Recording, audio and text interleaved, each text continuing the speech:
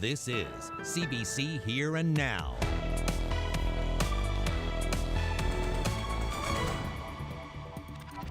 Things are taking shape at Quidi Vidi Lake on the eve of the 200th Royal St. John's Regatta. We're going to check in with Jeremy Eaton about the last-minute setup. We'll also see the prize for tomorrow's champions, and I'll break down all the weather details.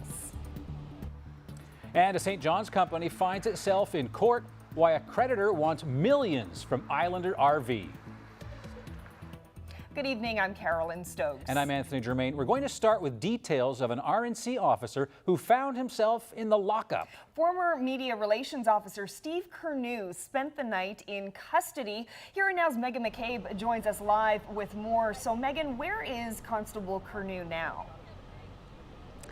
He's out of custody, released this morning after a night in the St. John's lockup, a place where he's likely put one or two people during his time as a police officer. If Constable Curnew looks familiar, it's because he served as Media Relations Officer with the RNC. Now, we know he wasn't on duty at the time of the incident yesterday because the chief says Curnew is currently off on leave. So, Megan, what can you tell us about the charge? Curnew is charged with breaking an emergency protection order, or EPO, which falls under the Family Violence Protection Act. As the court describes it, a judge can grant an EPO in urgent situations to give a person or people immediate protection when family violence has occurred. A judge can put restrictions on someone, ordering them to stay away from an address or not to come in contact with certain people. Typically, we see these with couples breaking up. Yesterday afternoon, Curnew allegedly violated that order and was arrested just before 5 o'clock, released this morning when he was also charged. Now, this is not a criminal charge. The provincial court says the 43-year-old officer is not facing any criminal charges. And Megan, what's the chief of police saying about all of this? He says a couple things. Firstly, that there was no violence involved in the incident yesterday. And secondly, that the details of the EPO are private. So police will not be saying anything further about this.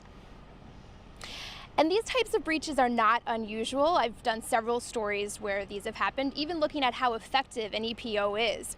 As for Curnew, he's due back in court on this in early September. Reporting live for Here and Now, I'm Megan McCabe in St. John's.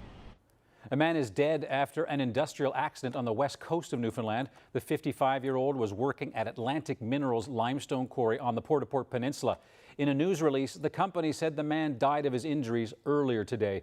Occupational Health and Safety and the RCMP are both investigating the fatality. The company said the man was a long-term employee and offered condolences to his family and co-workers. And one person is dead after a vehicle fire in a wooded area off the Trans-Canada Highway near Lake. Around 2 p.m. yesterday, police responded to the fire just east of town. The RCMP and Chief Medical Examiner are investigating the death. A Newfoundland company is in hot water with one of its biggest lenders. Islander RV was in Supreme Court today, where Wells Fargo is demanding someone take control of the company. Here and Now's Ryan Cook was at court and he joins us live. So Ryan, just how much money are we talking about here? Well, Anthony, Islander RV owes Wells Fargo just shy of $6 million, largely for the inventory on the lot. It's not the whole chunk of change that really bothers them, though. It's been the lack of prompt payments by the company over the last year. In a 30-page court filing, Wells Fargo is asking the Supreme Court to order Islander RV into receivership. Now, the two sides have an agreement where Wells Fargo puts up the money for the inventory. When the company sells an RV, they're supposed to pay Wells Fargo back in full. But an audit last summer found it was taking them an average of 2 weeks to make those payments. When a follow-up audit was done last spring, that time frame had doubled to 28 days. Wells Fargo says they defaulted on those payments several times, and they now believe that the company is insolvent. Islander RV is owned by Pat Squires, who also owns Eastbound International Speedway in Avondale and the Brookside Golf Resort near Clarenville. We've tried to reach Squires several times, but have yet to hear back. Now, I asked Robert Andrews, the lawyer representing Islander RV, if the other businesses would be affected. Andrew says that his only job was to represent Islander RV, so he couldn't say. And as for the court challenge, he said it's just a matter of moving around some debt. Meanwhile, the Grand Falls-Windsor location has been posted for sale for a cool $3.3 million. Carolyn? Thanks, Ryan. Well, Central Health has confirmed there is one suspected case of tuberculosis in the Grand Falls-Windsor area. The Central Health Authority says public health officials, including the Chief Medical Officer of Health, have been notified of the disease. Central Health says it is standard practice for public health to contact any person who may have been exposed to TB. And it says anyone who may have been exposed has been contacted by health officials for testing. Right now, this is just a vacant lot, but by Christmas, a developer promises a shopping center will be built here. What will that mean for people in this community? That's coming up on Here and Now. If you ever wanted to learn to play a musical instrument, you can now take home a guitar, a mandolin, a bass, a xylophone, and all you need is a library card.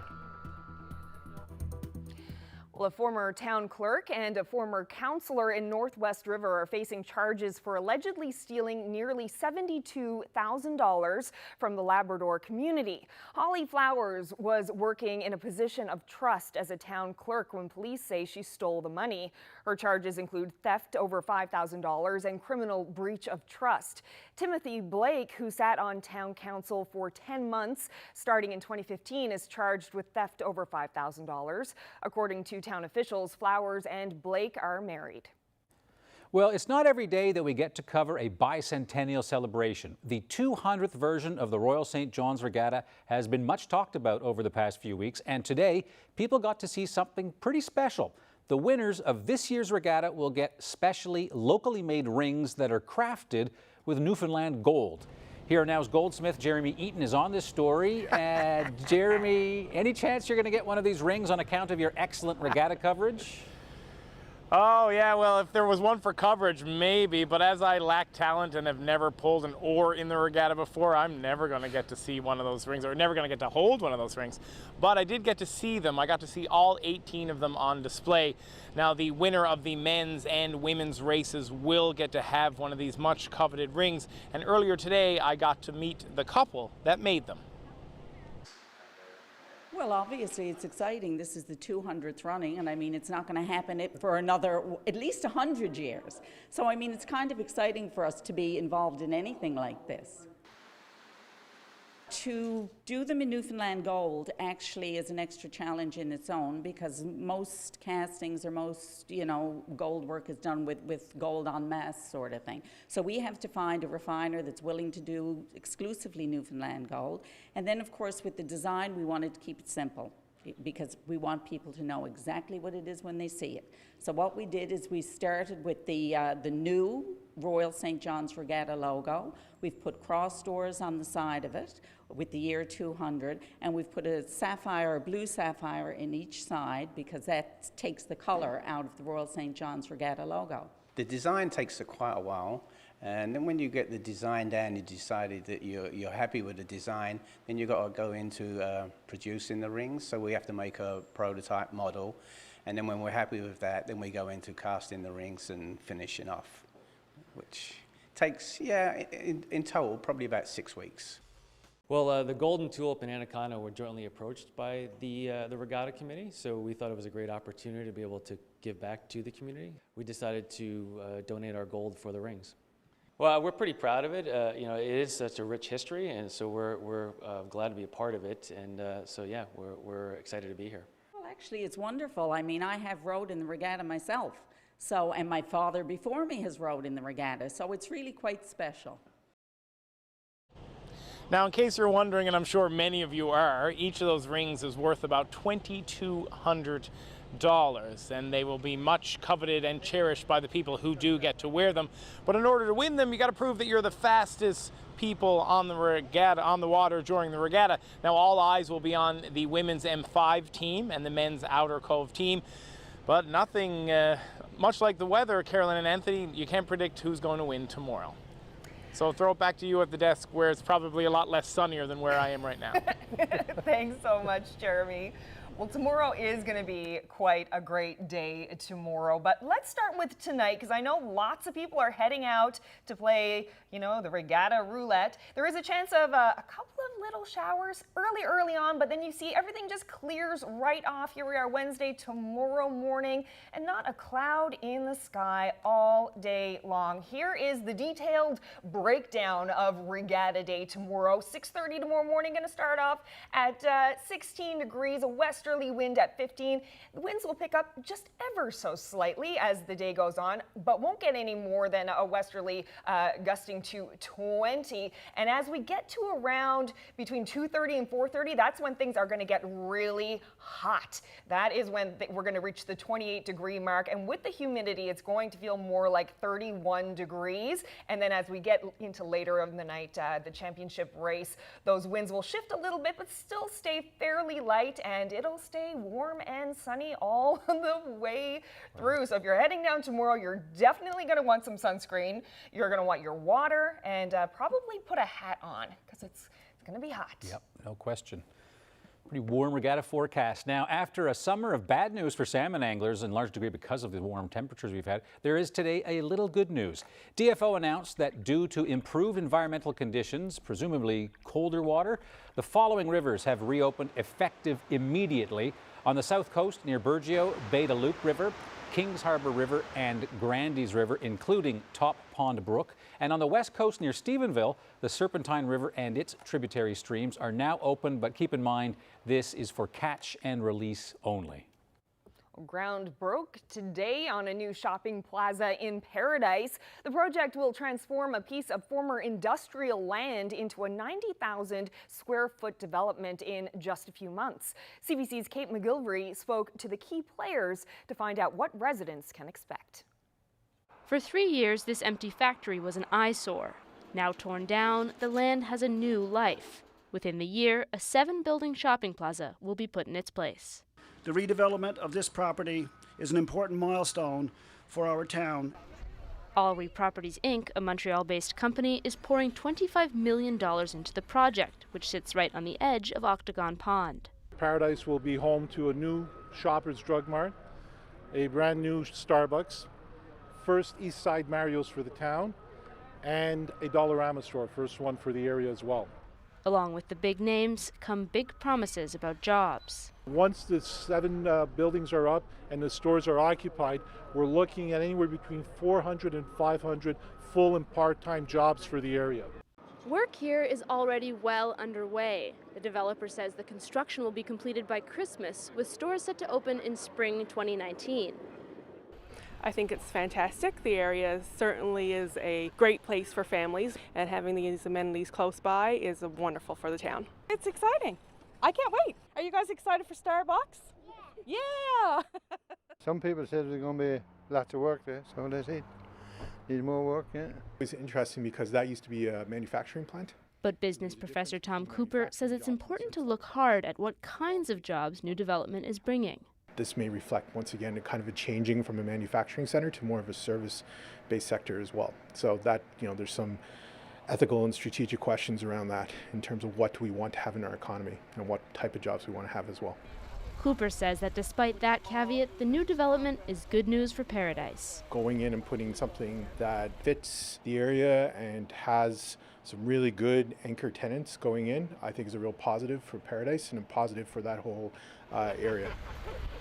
Arley says they'll have more big-name tenants to announce in September.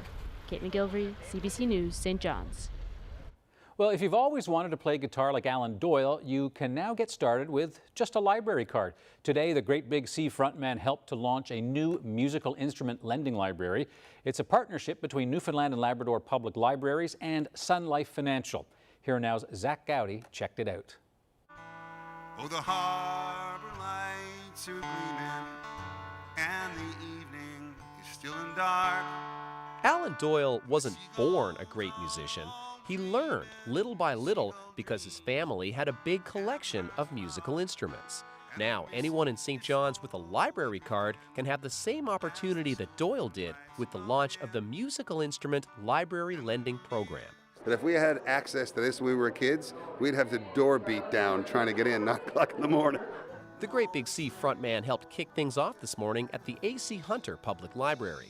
Sun Life Financial, the Canadian insurance giant, is donating 150 instruments plus $140,000 to run the program. This program allows any kid, any teen, any grown-up, any senior to try an instrument and find their new passion.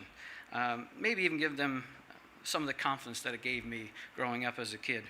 Show us where the magic's going to happen. All right, come on in. This is our musical instrument room. Ooh, it's packed. It is packed. It's missing 3 instruments. 3 instruments have gone out already.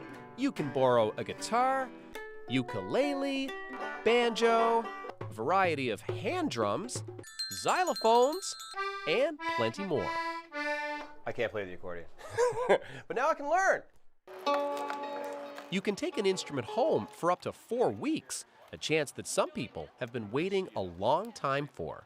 Wanting to learn as a child, I experimented with it, and this is the first opportunity I've had to try one in about 40 years. No, the trains roll swift and free. So whether you're a beginner musician or a seasoned pro, there's so much more than books to check out at the library. We're trying so hard at NLPL to really shift the focus of library as a traditional space and become more of a community hub and a space to create and a space to expand your potential and your lifelong learning. So it's an opportunity to have more literacy skills, more opportunity. We are thrilled. Zach Gowdy, CBC News, St. John's. It's a dream come true. I mean, we've put so much time and effort into the logo and, the Newfoundland aspect of it, the Newfoundland dog, the Newfoundland regiment. The Newfoundland Growlers' big reveal, what the team will be wearing when it hits the ice this fall.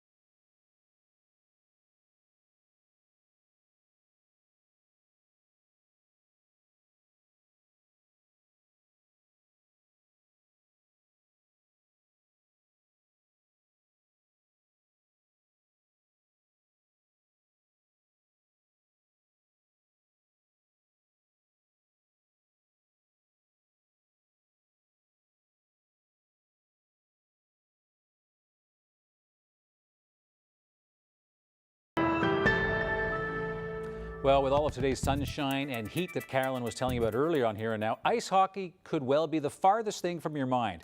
But not for the Newfoundland Growlers. The team is still more than 2 months away from its first game, but today they had something big to reveal: the team's new jerseys. Here and Now's Ryan Brockerville reports.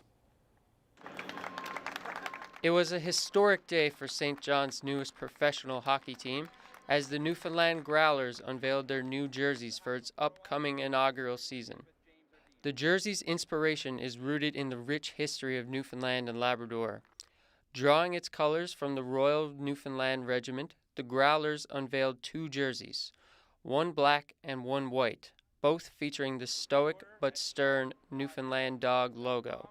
Team owner Dean McDonald says today is the first time he's seen the final product. It's a dream come true. I mean, we've put so much time and effort into the logo, and the Newfoundland aspect of it, the Newfoundland dog, the Newfoundland regiment. So a lot of obviously symbolism, a lot of pride, and then to see it in the jersey, you never know. Glenn told me that it'll be different than what you anticipate, but I think that by all accounts, everyone really loves the look, and we're very proud of it. The team management is happy with it, but it's the players who'll be wearing it. Extremely excited. It's been 11 years since I've lived at home, so I'm super excited. My family, my parents are really excited, and all my buddies and stuff back home in the Ghouls are excited to go. And I played here a few times when the Ice Caps were here, and I got to see how passionate the fans are, and there's no doubt in my mind they'll be the best in the league. The Growlers will don their black jerseys when they kick off their inaugural season October 12th, when they take on the Florida Everblades at Mile 1 Center here in St. John's. The white jerseys won't be seen on home ice until halfway through the season. Ryan Brockerville, CBC News, St. John's. Mount Pearl marlin swimmer Kate Sullivan swam her way to a bronze medal at the Canadian Junior National Championships in Winnipeg. The 15-year-old competed in the 3-kilometer open water swim in the 15 to 17-year-old division. Pretty tough competition there. Sullivan swam the 3,000 meters in 38 minutes and 40 seconds. Well, after 4 decades as a firefighter for the St. John's region, Deputy Chief Don Byrne is hanging up his hat. He's retiring. Before he left for the day, Byrne spoke to CBC about his career, coping with traumatic events, and his second home, his firehouse. Today is one of those defining moments.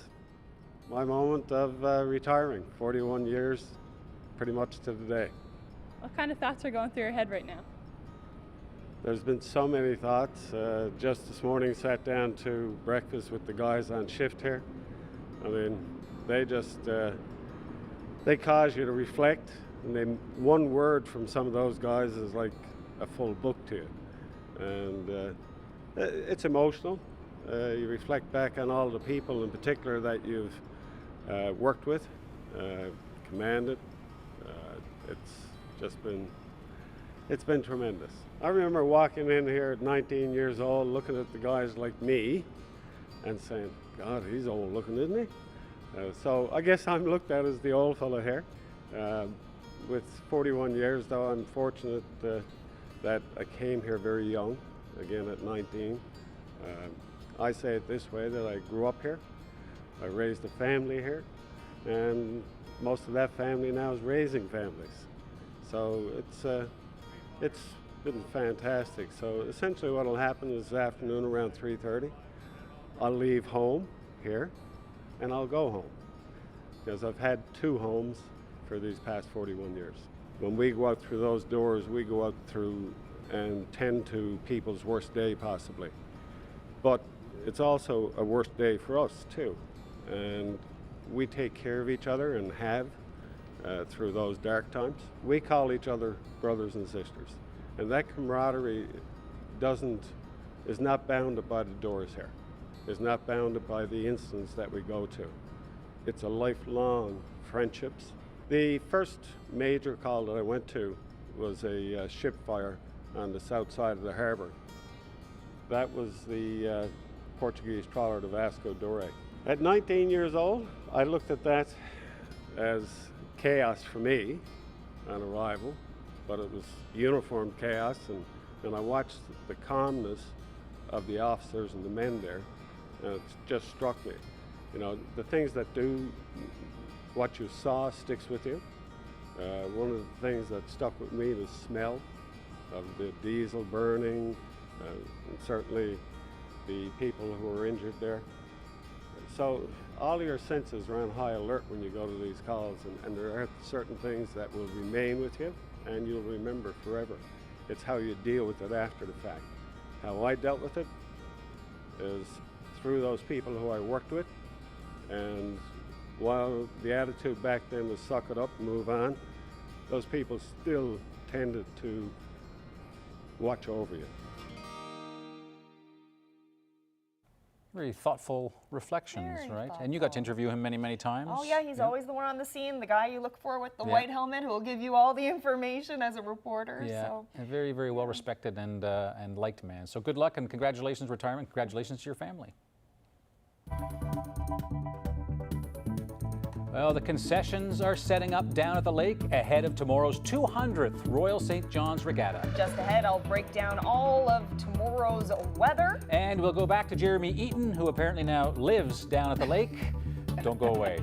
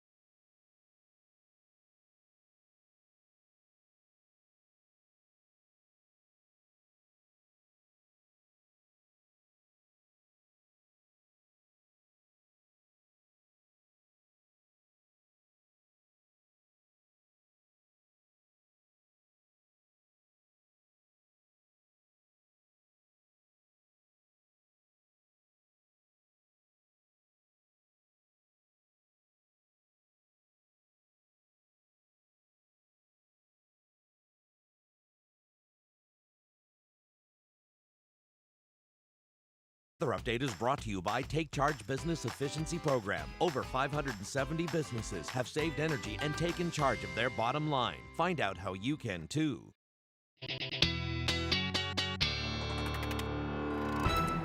Well, pretty warm right now in the province's capital, and it looks as though for the people all set to go for the 200th running of the Royal Regatta, more heat. Yes, and I was just saying to you earlier that actually tomorrow is going to be very similar to today in St. John's, just warmer and less wind.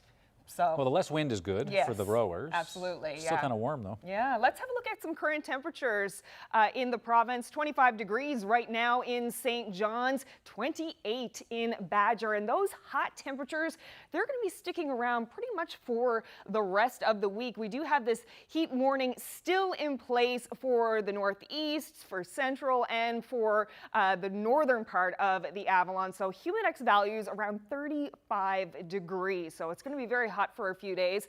Now for the island tonight, you can see a few little showers early on. That's going to move off. Labrador looking at some showers overnight tonight, but that should move off fairly early on, and then things are clearing for the eastern portion of Labrador. Temperatures staying quite warm. Overnight lows around 17 degrees on the island, mostly clear skies. So if you are heading out tonight, it's going to be a nice night. Winds are definitely easing. Westerly winds tonight 20 kilometers an hour, and light winds pretty much everywhere in the province. Lab City tonight, though, cooling down to 9 degrees there, so it's going to be a chilly one for sure. So this is what you're going to wake up to tomorrow morning in the St. John's area. It's going to be around 16 degrees with sunny skies, and really the entire island is going to be sunny all day long. And the temperatures, while they are starting off on the cooler end, they are going to bump up very, very quickly throughout the day. In Happy Valley, Goose Bay, and in Western Labrador, though, it's a cool start for your day. In Western Labrador, can expect a few showers to move through. So let's have another look at the Avalon Peninsula, because tomorrow is the big day. This is 7 a.m., clear skies, just staying clear all day long. So this is how things are going to shape up, starting the day at 16 degrees with sunny skies, and the winds will be 15 kilometers westerly winds, so pretty light to start the day. It'll bump up slightly to 20 kilometers throughout the day, and by the time we get to mid-afternoon, it's going to be 28 degrees with a humidex of 31, and that UV index is going to be very, very high, so don't forget your sunscreen for sure if you're heading down to the lake tomorrow. As we get into the 7 o'clock time period when the championship race will be starting, about 20 degrees, maybe a few clouds, but those winds will start to change direction a little bit, but stay fairly light. Now for the rest of the province, clear on the entire island, but some more showers for Labrador for tomorrow. A bit later in the day, that should start to pick up. Here are your temperatures along the southern Avalon, a little bit cooler along the coast, 20 degrees, but as you move inland, those temperatures will warm up. In central areas, 29 degrees as the high tomorrow. You can see why that heat warning is in effect. Same story for the west coast, so a real scorcher coming tomorrow. As we head up to the Straits, 20 degrees for the Marys Harbor area, 24 for St. Anthony, so lots of sunshine up there as well. But as we head into Labrador, we have that shower action happening. Happy Valley, Goose Bay with 19 degrees as the high and 25 degrees for Labrador City. Now, there is a little bit of bad news. We're looking at a possible dip in temperatures for the St. John's area as we head into the weekend. I'll have those details a bit later. Anthony? Back here. Well, thanks, Carolyn. Well, the rowing isn't set to start for more than 12 hours, but there is a lot of activity down at Kennyveety Lake, as you can see. Vendors, concessions, and food trucks are getting ready for the big day, but where there's food, there's a very distracted Jeremy Eaton, who you see is now with us. So, Jeremy, what have you sampled and what have you seen? Well, I don't think I'm ever really with it or with you, Anthony, but the fine women behind me are from the Royal St. John's Regatta Committee. They're selling some 50 tickets. Oh, yeah. I've already had a hot dog from Bay Dogs. And if we just look, there's lots of people coming around. The food trucks are still very popular. Hey, man, how you doing? And as we work our way around, you can see that there are a lot of people. Atlantic Lotto is getting their tent set up. There's other people getting their concession stand set up. So basically, it used to just be one day, but now it seems to be that people are taking the night before to take advantage of it. And as you can see, there's lots of people out and about on the lake having a good time getting ready, because as we all know, it's the 200th running of the Royal St. John's Regatta tomorrow, weather permitting, and it's a big deal. There's a lot of hype here. We talked about the rings earlier, but it's probably going to be one of the biggest ones yet, and it's probably be the biggest regatta in history. And and people are just wanting to take it in here now. I've talked to a few people who wanted to get an early start on things, so they came down tonight to check it out, and I can only imagine that this lake is going to be filled with tens of thousands of people tomorrow. So get out and enjoy it. And like Carolyn was saying earlier, if you're going to be out, the sun is out, you're going to want some sunscreen, some water, maybe a fancy hat. I'd give you my sunglasses, but I think I've already lost them. Reporting live from Kitty Vitty Lake in St. John's, I'm Jeremy Eaton for Here and Now. Well, hot weather and high winds are fueling a wildfire in northern Ontario.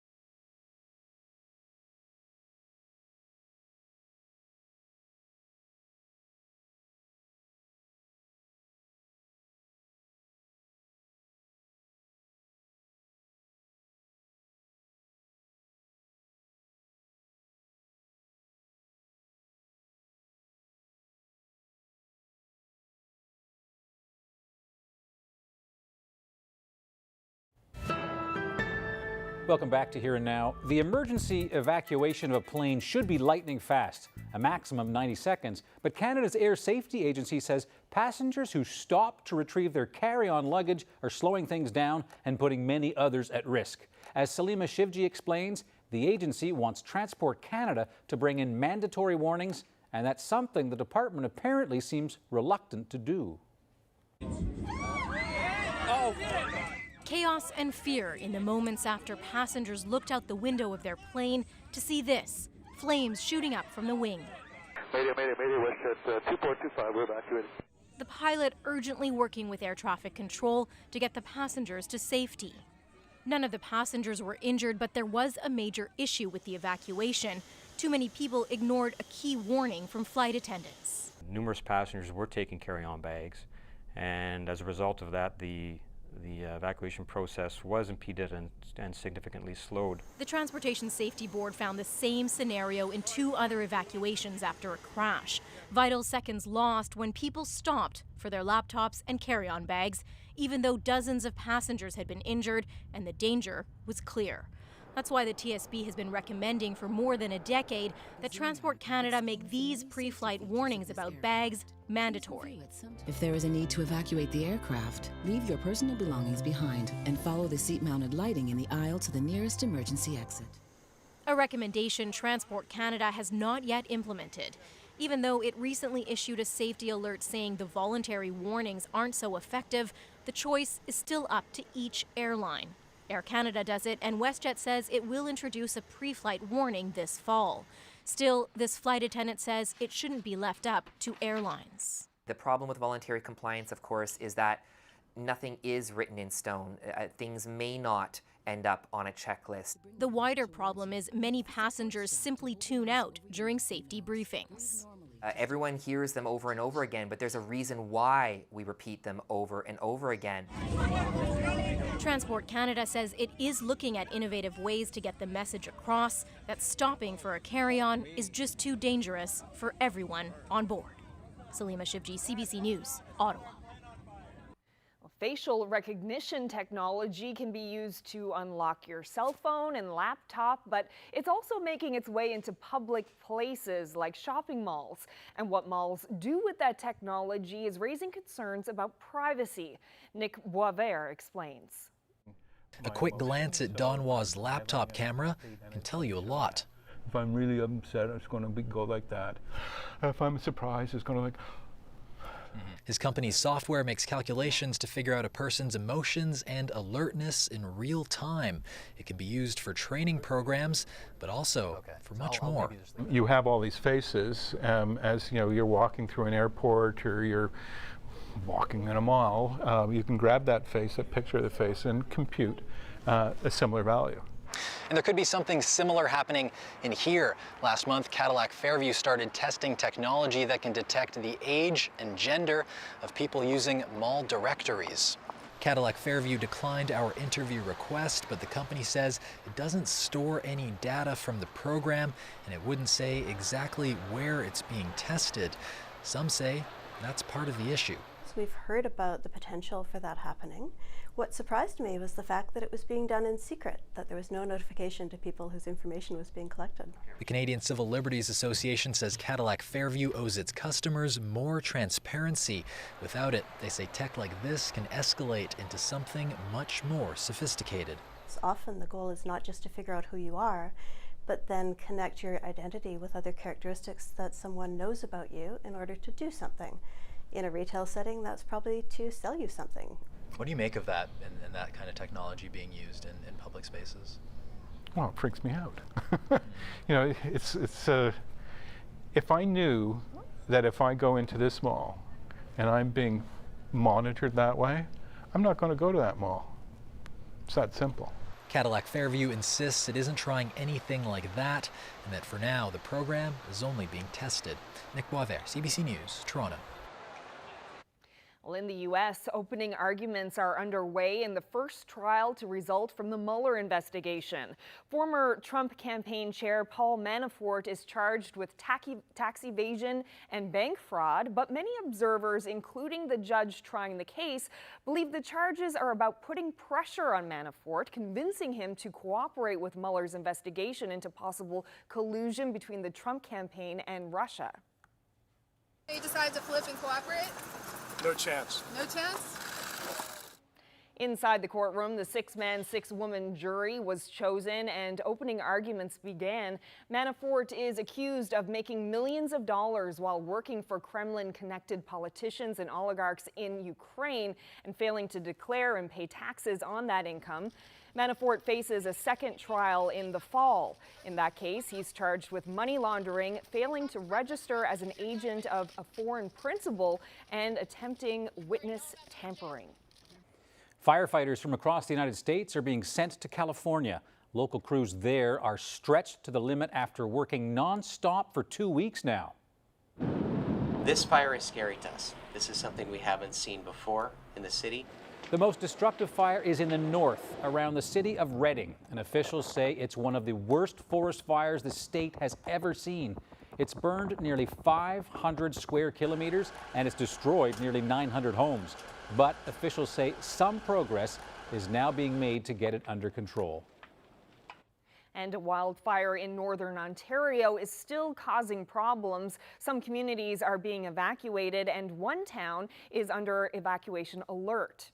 The Parry Sound 33 fire, as it's called, now covers 10,000 hectares, and it's not the biggest fire in the province, but it is causing a lot of worry. It's dangerously close to the Trans-Canada Highway. The fire is being boosted by lake effect winds from Georgian Bay. That makes it harder to fight. Well, some curious bears in Churchill Falls. They tried to get a closer look inside this home last week.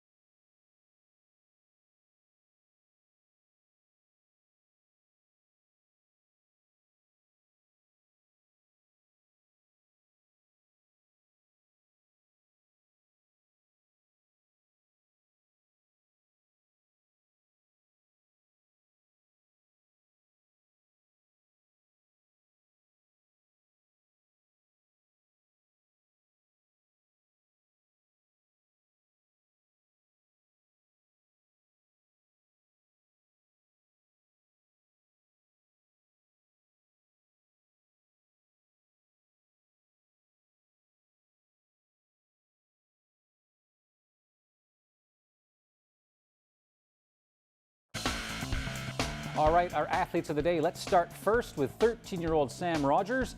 Sam loves basketball. He plays on 3 basketball teams and is in Montreal this month with his team, Rock Elite. Sam also plays goaltender in ball hockey when he's not on the court. Congratulations, Sam. And our second athlete is Jordan Rose from Conception Harbor. Jordan is an 11-year-old intermediate figure skater with Mount Pearl Paradise Skating Club and plays as a point guard for her Holy Cross basketball team. Congratulations, Jordan.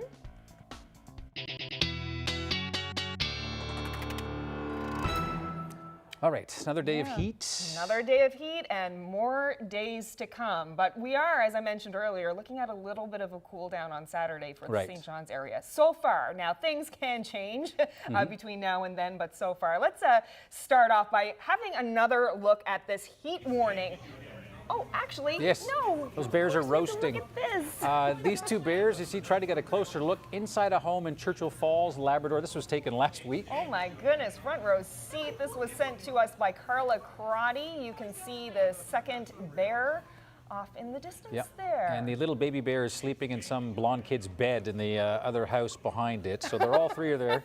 And the porridge is there The third one's missing. That's Mama and Papa. Gotta find the baby bear now. Cute. Well, skipped ahead a little bit there. So let's have a look now at that heat warning that's in place. It is worth a second look for sure. Lots of places affected by these temperatures over the next few days, really as we head into the weekend. It is going to stay hot. Some showers overnight tonight for Labrador and in through tomorrow. The island, though, looking nice and clear for everyone. Regatta Day, as I mentioned earlier, is looking really sunny and hot and some light winds for pretty much everybody, actually.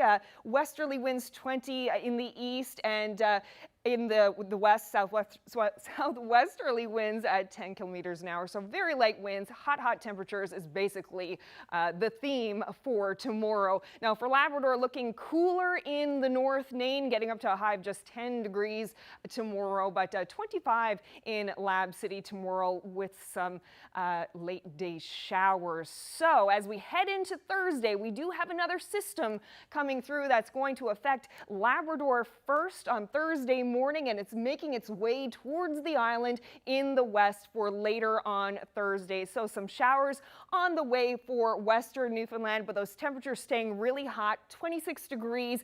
And you can see as well the St. John's area, central Newfoundland, still in that 29-degree mark on Thursday. So it's going to stay pretty warm.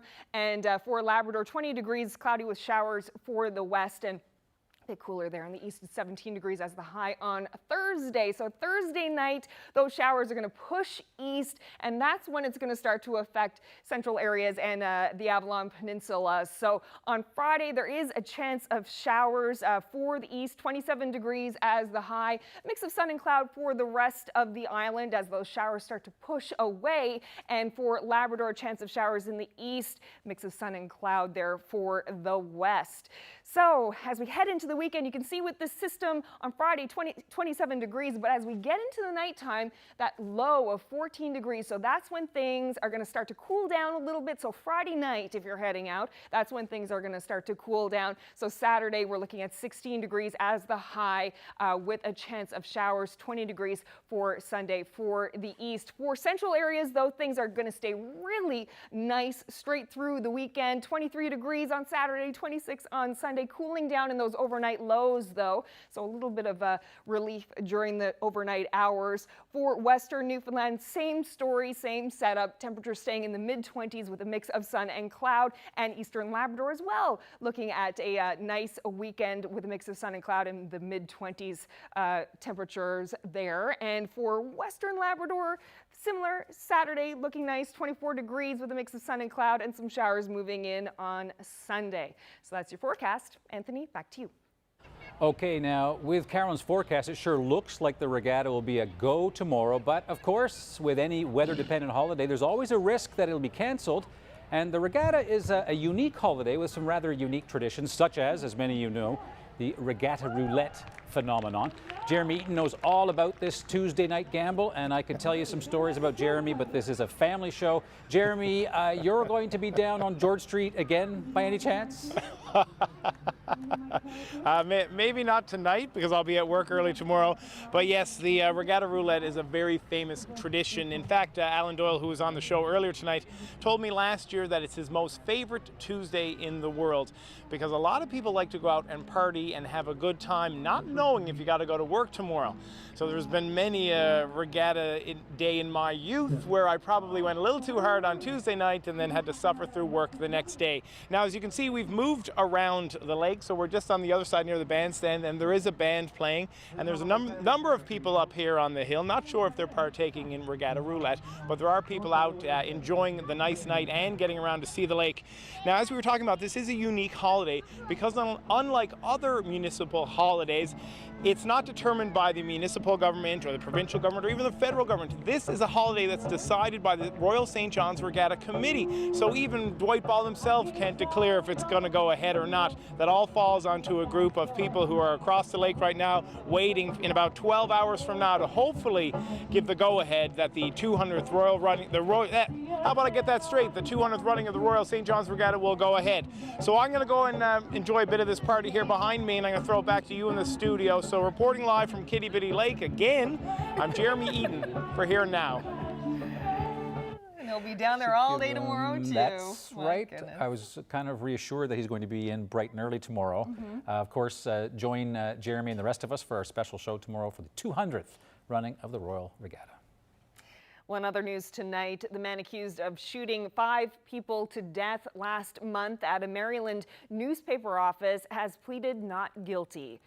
Jared Ramos faces 23 charges for allegedly opening fire inside the Capital Gazette newsroom on June 28th. He remains in jail without bail. In France, a video has gone viral of a woman being slapped by a man she says was sexually harassing her. The woman says she was walking home in Paris when a man made some degrading comments. She says that they argued and then he walked over and slapped her. And the whole episode is bolstering a move by the French government to crack down on sexual harassment in public places. You see it right there. It plans to hand out fines to offenders. Malaysia's civil aviation chief has resigned following yesterday's independent report on missing Malaysia Airlines Flight 370. He says he's taking responsibility after the report highlighted failures in the air traffic control center during the flight's disappearance 4 years ago. The report also raised the possibility the jet may have been hijacked, even though there was no evidence of that. Malaysia Airlines Flight 370 vanished in March 2014 en route from Kuala Lumpur to Beijing. It had 239 people on board, including 2 Canadians. Viewer photo of the day. There is a bit of a hint in this, actually, of where this was taken. The hint is in the background. The tower, the distance. See those, what looks like little My tiny eyes are clouds? getting old. You can't do this to me. I can't see anything. It's the ocean, right? Nope. Okay. It's a lake. 0 for 1. I'll have the answer after the break.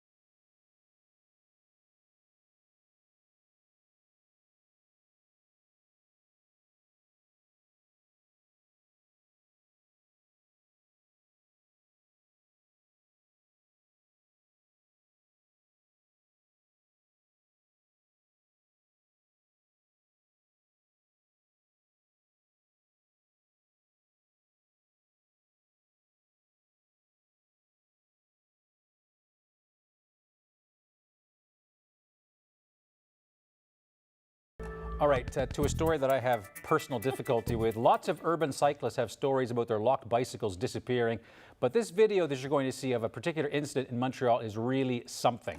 The video shows a man with tools standing on a garbage can, as you can see, taking off the no parking sign on the city pole one at a time so he can lift up this bike. My goodness. But, oh, I don't feel bad laughing at his fall there. Yeah.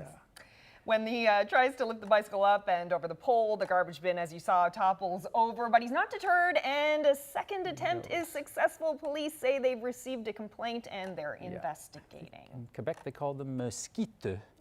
Yeah. Well, a story from Texas has turned out to be quite the fishy tale. 3 people stole a shark from a San Antonio aquarium by disguising it as a baby. Come on. The shark pendants were caught on surveillance video checking out the aquarium. Then one of them reaches into a tank and pulls out a small horn shark.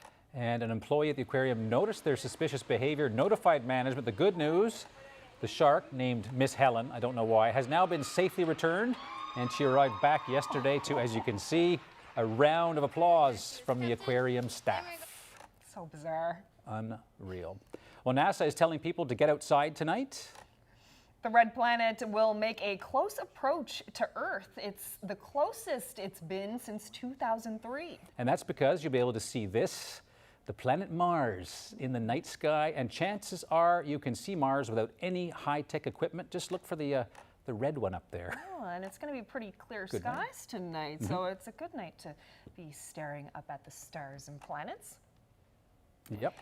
And speaking of the sky, here's a beautiful sky in our viewer photo of the day. Now, I said earlier there is a hint as to where this is. It's the smokestacks in the distance. The smokestacks from Come By Chance.